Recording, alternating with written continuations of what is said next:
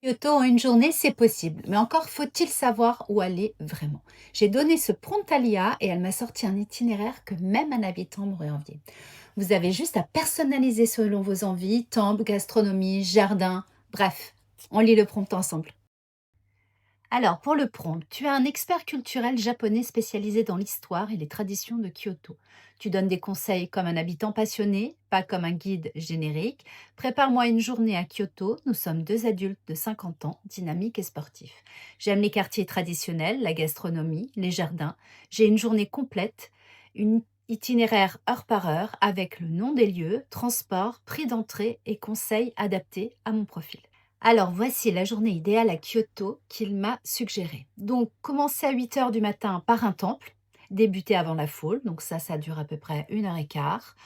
Donc, j'ai les heures d'ouverture, j'ai le tarif de l'entrée, les conseils locaux, voilà, comme boire de l'eau à la cascade. Ensuite, à 9h15, il m'emmène dans un quartier à Ninenzaka et Sanenzaka. Donc ça, c'est une durée de 45 minutes.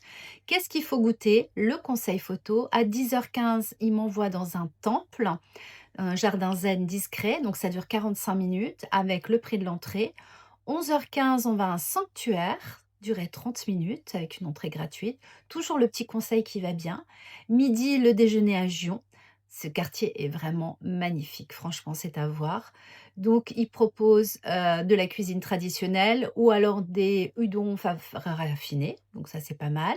Donc, j'ai même le choix entre deux restaurants. Petit conseil de demander une place au comptoir. À 13h30, donc, ils me proposent d'aller voir le quartier de Gion. Franchement, j'ai adoré ce quartier. À 15h, on part sur un marché. Qu'est-ce qu'il faut goûter au marché? Le budget à peu près des dégustations. 16h30, une autre promenade au bord de la rivière. 18h, le dîner recommandé.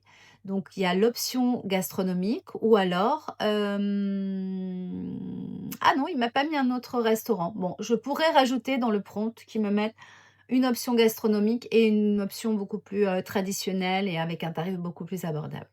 Bref, il me fait un budget approximatif de la journée entre 150 et 120 euros par personne. Voilà. Donc, je trouve que c'est quand même pas mal. Tu retrouveras le prompt complet sur la newsletter Substack de Studio 173. Je te mets le lien dans la description pour que tu y accèdes. Et je te mets également le lien du vlog Escale à Osaka où tu verras Nara et Kyoto également. Voilà, je te souhaite une belle journée et je te dis à demain pour un nouveau prompt. Bisous!